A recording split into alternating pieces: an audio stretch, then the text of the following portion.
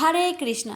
प्यारे भक्तों, आज मार्गशीर्ष मास की दूसरा दिन है और आज आप सभी श्रवण करेंगे मार्गशीर्ष मास कथा अध्याय 2। आप सभी भक्तों पर श्री कृष्ण भगवान और राधा रानी की कृपा सदा सर्वदा बनी रहे। इसी मंगल कामना के साथ आइए श्रवण करते हैं श्री कृष्ण भगवान और राधा रानी की पावन कथा। श्री श्याम कुंड का अभिभार्व की कथा। अगली लीला का वर्णन करने से पहले मैं पूर्वगत लीला से संबंधित कुछ शंकाओं का समाधान करना चाहती हूँ।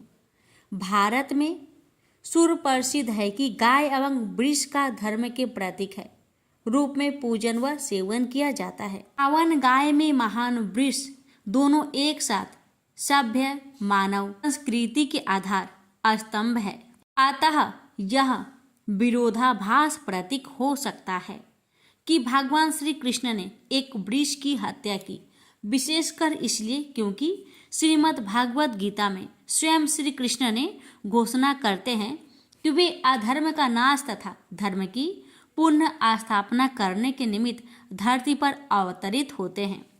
भगवान श्री कृष्ण ने कहा, हे अर्जुन, जब भी और जहाँ भी धर्म का पतन होता है और अधर्म की प्रधानता होने लगती है, तब तब मैं अवतार लेता हूँ।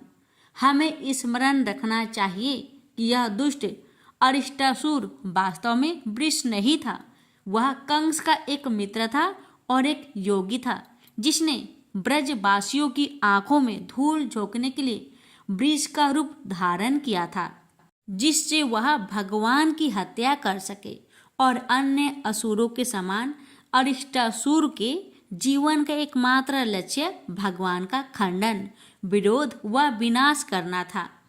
अतः श्री कृष्ण ने एक वृक्ष का नहीं अपितु साक्षात अधर्म का नाश किया।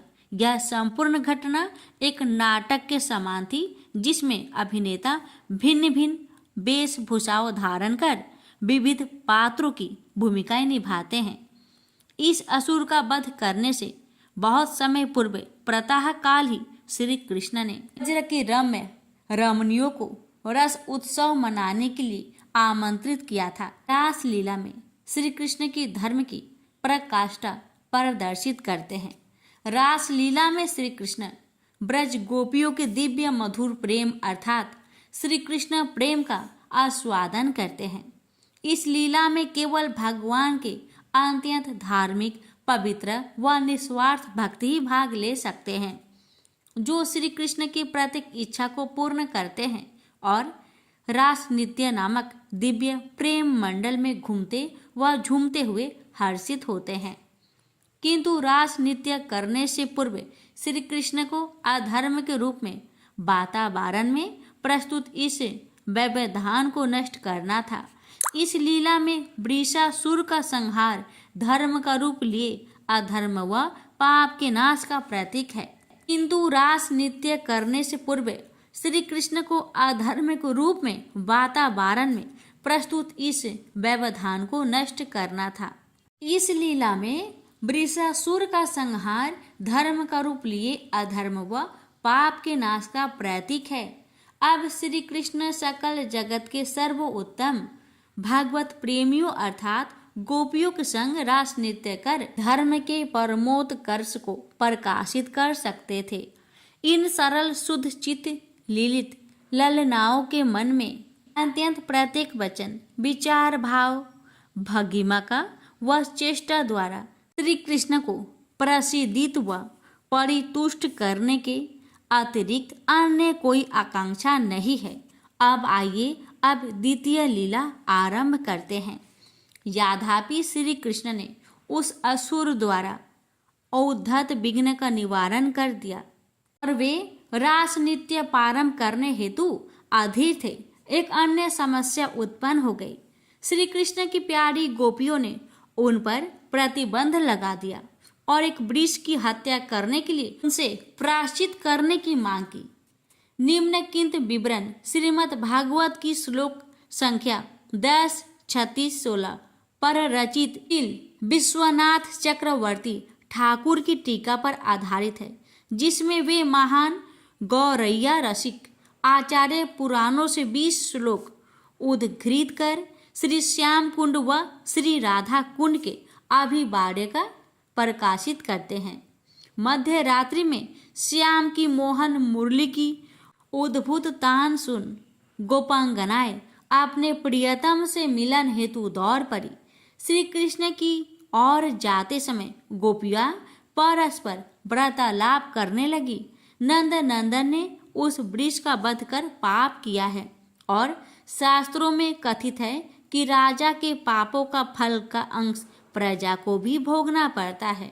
अतः श्री कृष्ण के पाप का फल हमें भी भुगतना पड़ेगा, क्योंकि कृष्ण हमारे राजा नंद का पुत्र है।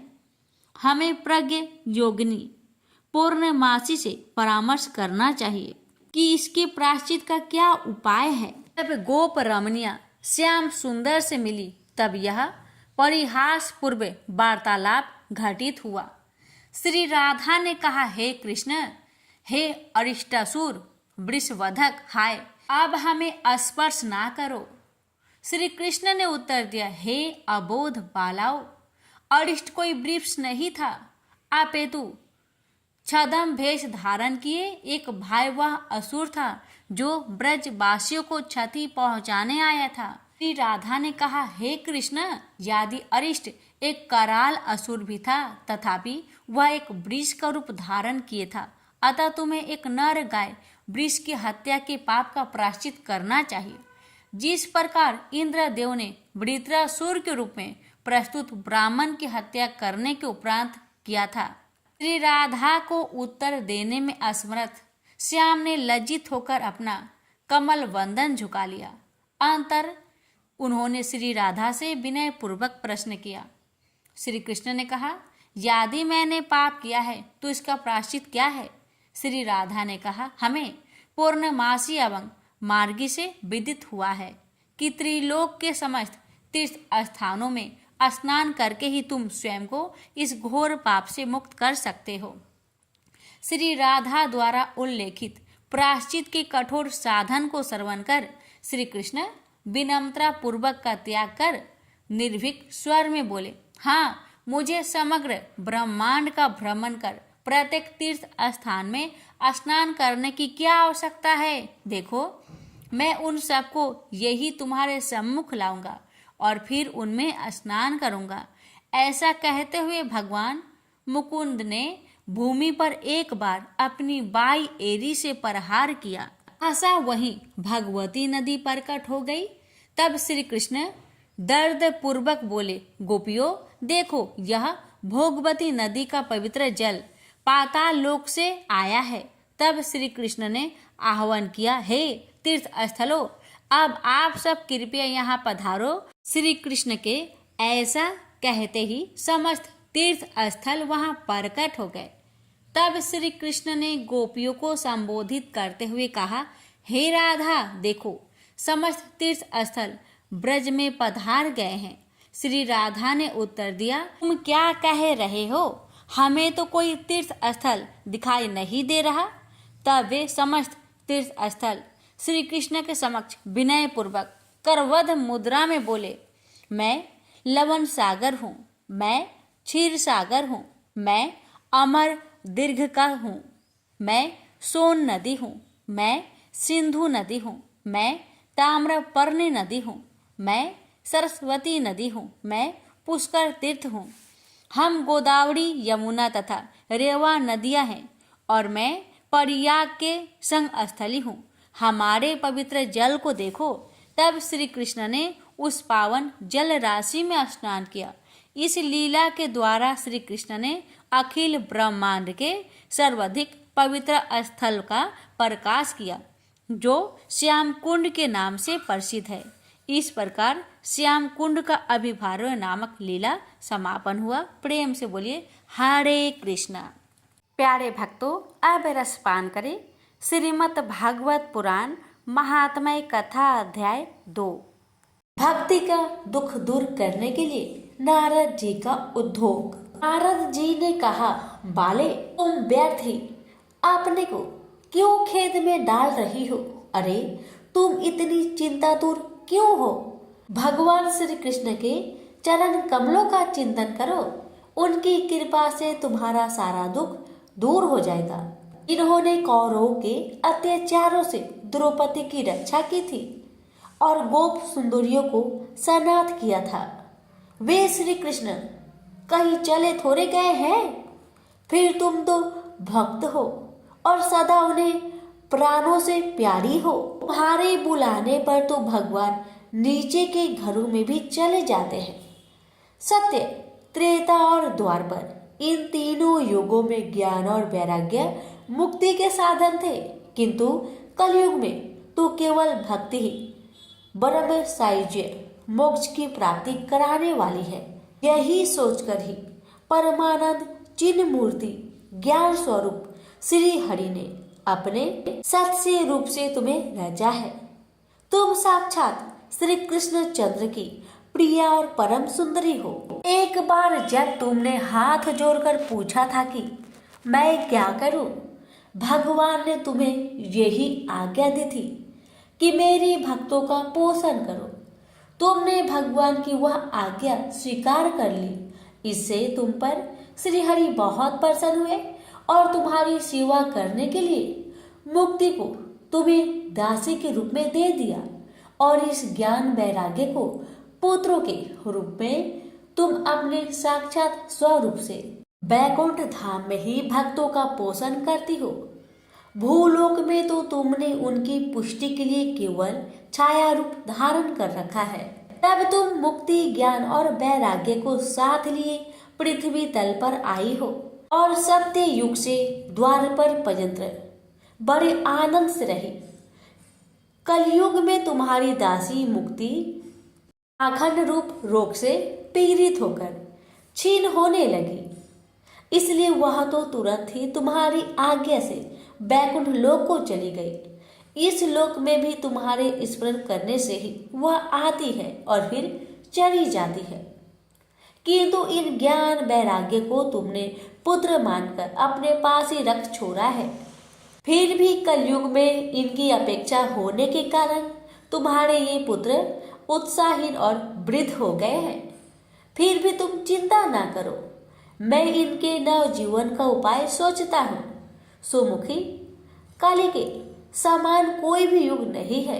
इस युग में तुम्हें घर घर में प्रत्येक पुरुष के हृदय में स्थापित कर दूंगा। देखो, अन्य सब धर्मों को दबाकर और भक्ति विषय महा उत्सव को आगे रखकर यदि मैंने लोक में तुम्हारा प्रचार ना किया तो मैं श्री हरि का दास नहीं। इस कलयुग में जो जीव तुमसे युक्त होंगे वे पापी होने पर भी बेखटके भगवान श्री कृष्ण के अभय धाम को प्राप्त होंगे। जिनके हृदय में निरंतर प्रेम रूपनी भक्ति निवास करती है, वे सुदंत कारण पुरुष स्वप्न में भी यमराज को नहीं देखते। जिनके हृदय में भक्ति महारानी का निवास है, उन्हें प्रेत पिशाच राक्षस या दैत्य आदि स्पर्श करने में भी समर्थ नहीं हो सकते। वेद ध्यान ज्ञान और कर्म आदि किसी भी साधन से भगवान बस में नहीं किए जा सकते। वे केवल भक्ति से ही वशीभूत होते हैं। इसमें श्री गोपी जन प्रमाण है। मनुष्यों का सहस्त्र जन्म पुण्य प्रताप से भक्ति में अनुराग होता है। कलयुग में केवल भक्ति ही सार है। भक्ति से तो साक्षात श्री कृष्ण चंद्र सामने उपस्थित हो जाते हैं। जो लोग भक्ति से द्रोह करते हैं वे तीनों लोकों में दुख ही दुख पाते हैं। पूर्व काल में भक्त का तिरस्कार करने वाले दुर्वासा ऋषि को बड़ा कष्ट उठाना पड़ा था। बस व्रत तीर्थ योग यज्ञ और ज्ञान चर्चा आदि बहुत से साधनों की कोई आवश्यकता नहीं है। एकमात्र भक्ति ही मुक्ति देने वाली है। सूत जी कहते हैं, इस प्रकार नारद जी के निर्माण किए हुए अपने महात्म्य को सुनकर भक्ति के सारे अंग पुष्ट हो गए और वे उनसे कहने लगी। भक्ति ने कहा, नारद जी आप धन्य हैं, आपकी मुझ में निश्चल प्रीति है। मैं सदा आपके हृदय में रहूंगी, कभी आपको छोड़कर नहीं जाऊंगी। साधो आप बड़े कृपालु हैं, आपने क्षण भर में ही मेरा सारा दुख दूर कर दिया, किंतु अभी मेरे पुत्रों में चेतना नहीं आई है। आप इन्हें शीघ्र ही सचेत कर दीजिए, जगा दीजिए।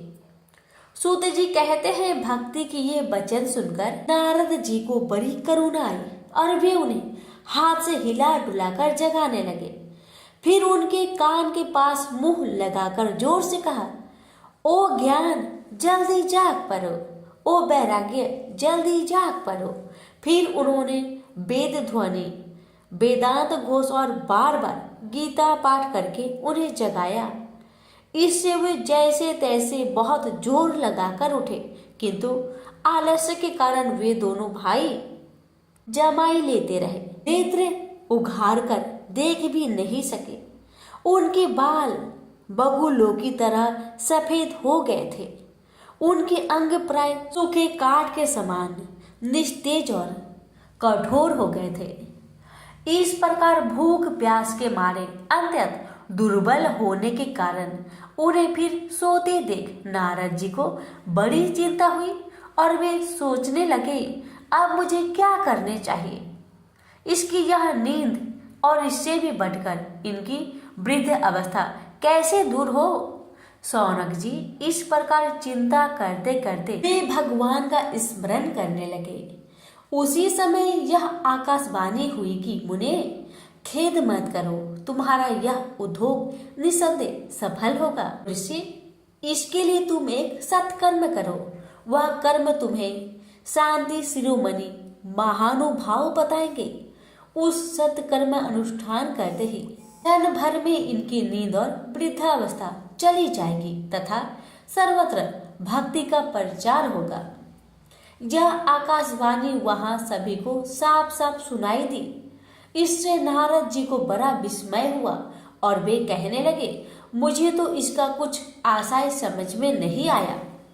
नारद जी बोले, इस आकाशवाणी ने भी गुप्त रूप से ही बात कही है। यह नहीं बताया कि वह कौन सा साधन किया जाए जिससे इनका कार्य सिद्ध हो। वे संत न जाने कहाँ मिलेंगे और किस प्रकार उस साधन को बताएंगे। अब आकाशवाणी ने जो कुछ सुना उसके अनुसार मुझे क्या करना चाहिए। सूत जी कहते हैं, शौनक जी, अब ज्ञान वैराग्य दोनों को ही छोड़कर नारद मुनि वहां से चल पड़े और प्रत्येक तीर्थों में जा जाकर मार्ग में मिलने वाले मुनीश्वरों से वह साधन पूछने लगे। उनकी उस बात को सुनते तो सब थे, किंतु उसके विषय में कोई भी निश्चित उत्तर नहीं दे पाता। किसी ने उसे असाध्य बताया, कोई बोले इसका ठीक ठीक पता लगाना ही कठिन है। कोई सुनकर चुप रह गए और कोई तो अपनी अवज्ञा होने के भय से बातों को टालकर आगे खिसक गए। लोक में महान आश्चर्यजनक हाहाकार मच गया। लोग आपस में कानफूसी करने लगे। भाई, जब वेद ध्वनि, वेदांत घोष और बार बार गीता पाठ सुनाने पर भी भक्ति, ज्ञान और वैराग्य ये तीनों नहीं जगाए जा सके, तब और कोई उपाय नहीं है। स्वयं योगीराज नारद को भी जिसका ज्ञान नहीं है, उसे दूसरे संसारी लोग कैसे बता सकते हैं। इस प्रकार जिन जिन ऋषियों से इनके विषय में पूछा गया, उन्होंने निर्णय करके यही कहा कि यह बात दुस्साध्य ही है। तब नारद जी बहुत चिंतातुर हुए और बद्री वन में आए। ज्ञान वैराग्य को जानने के लिए वहां उन्होंने यह निश्चय किया कि मैं तप करूंगा। इसी समय उन्हें अपने सामने करोड़ों सूर्य के समान तेजस्वी सनकादि मुनीश्वर दिखाई दिए। उन्हें देखकर वे मुनिश्रेष्ठ कहने लगे। नारद जी ने कहा, महात्माओं, इस समय बड़े भाग्य से मेरा आप लोगों के साथ समागम हुआ है। आप मुझ पर कृपा करके शीघ्र ही वह साधन बताइए। आप सभी लोग बड़े योगी हैं, बुद्धिमान और विद्वान हैं। आप देखने में 5-5 वर्षों के बालक से ज्ञान पढ़ते हैं, किंतु हे पूर्वज के भी पूर्वज, आप लोग सदा बैकुंठ धाम में निवास करते हैं, निरंतर हरि कीर्तन में तत्पर रहते हैं। भगवत लीला मित्र का रसास्वादन कर सदा उसमें उन्मत्त रहते हैं और एकमात्र भगवत कथा ही आपके जीवन का आधार है। हरि शरणम, भगवान ही हमारे रक्षक है। यह वाक्य मंत्र सर्वदा आपके मुख में रहता है। इसी से काल प्रेरित वृद्ध अवस्था भी आपको बाधा नहीं पहुंचाती। पूर्व काल में आपके भ्रूभंग मात्र से भगवान विष्णु के द्वारपाल जय और विजय तुरंत पृथ्वी पर गिर गए थे और फिर आपकी ही कृपा से वे पुनः बैकुंठ लोक पहुंच गए। धन्य है, इस समय आपका दर्शन बड़े सौभाग्य से ही हुआ है। मैं बहुत दीन हूँ और आप लोग स्वभाव से ही दयालु है, इसलिए मुझ पर आपको अवश्य कृपा करनी चाहिए। बताइए, आकाशवाणी ने जिसके विषय में कहा वह कौन सा साधन है और मुझे किस प्रकार उसका अनुष्ठान करना चाहिए? आप इसका विस्तार से वर्णन कीजिए। भक्ति, ज्ञान और वैराग्य को किस प्रकार सुख मिलता है और किस तरह इनकी प्रेम पूर्वक सब वर्णों में प्रतिष्ठा की जा सकती है। सनकादि ने कहा, देव ऋषि आप चिंता ना करें, मन में प्रसन्न हो। उनके उद्धार का एक सरल उपाय पहले से ही विद्यमान है। नारद जी, आप धन्य हैं, आप वीरोक्त के शिरोमणि हैं, श्री कृष्ण दासों के स्वतः पद प्रदर्शक एवं भक्ति योग के भास्कर हैं। आप भक्ति के लिए जो उद्योग कर रहे हैं यह आपके लिए कोई आश्चर्य की बात नहीं, समझनी चाहिए। भगवान के भक्त के लिए तो भक्ति की सम्यक स्थापना करना सदा उचित ही है। ऋषियों ने संसार में अनेकों मार्ग प्रकट किए हैं, किंतु वे सभी कष्ट साध्य है और परिमाण में प्राय स्वर्ग की ही प्राप्ति कराने वाली है। अभी तक भगवान की प्राप्ति कराने वाला मार्ग तो गुप्त ही रहा है। उसका उपदेश करने वाला पुरुष प्राय भाग्य से ही मिलता है। आपको आकाशवाणी ने जिस सत्कर्म का संकेत किया है उसे हम बताते हैं। आप प्रसन्न और माहित चित होकर सुनिए। नारद जी, दर्भ यज्ञ, तपो यज्ञ, योग यज्ञ और स्वाध्याय रूप ज्ञान यज्ञ, ये सब तो स्वर्ग दी की प्राप्ति कराने वाली कर्म की ओर संकेत करते हैं। पंडितों ने ज्ञान यज्ञ को ही सत्कर्म का सूचना माना है। वह श्रीमद् भागवत परायण है, जिसका गान सुकादि महानुभाव ने किया है। उसके शब्द सुनने से ही भक्ति, ज्ञान और वैराग्य को बराबर मिलेगा। इससे ज्ञान वैराग्य का कष्ट मिट जाएगा। सिंह की गर्जना सुनकर जैसे भेड़िया भाग जाते हैं, उसी प्रकार श्रीमद् भागवत की ध्वनि से कलयुग के सारे दोष नष्ट हो जाएंगे। अब प्रेम रस प्रवाहित कराने वाली भक्ति, ज्ञान और वैराग्य को साथ लेकर प्रत्येक घर और व्यक्ति के हृदय में कीड़ा करेगी। नारद जी ने कहा, मैंने वेदांत की ध्वनि और गीता पाठ करके उन्हें बहुत जगाया, किंतु फिर भी भक्ति, ज्ञान और वैराग्य ये तीनों नहीं जागे। ऐसी स्थिति में श्रीमद् भागवत सुनाने से वे कैसे जागेंगे? क्योंकि उस कथा के प्रत्येक श्लोक और प्रत्येक पद में भी वेदों का ही तो सारांश है। आप लोग शरणागत वत्सल है तथा आपका दर्शन कभी व्यर्थ नहीं होता, इसलिए मेरा यह संदेह दूर कर दीजिए। इस कार्य में विलंब न कीजिए। सनकादि ने कहा, श्रीमद् भागवत की कथा वेद और उपनिषद के सार से बनी है, इसलिए उनसे अलग उनकी फल रूपा होने के कारण वह बड़ी उत्तम जान पड़ती है।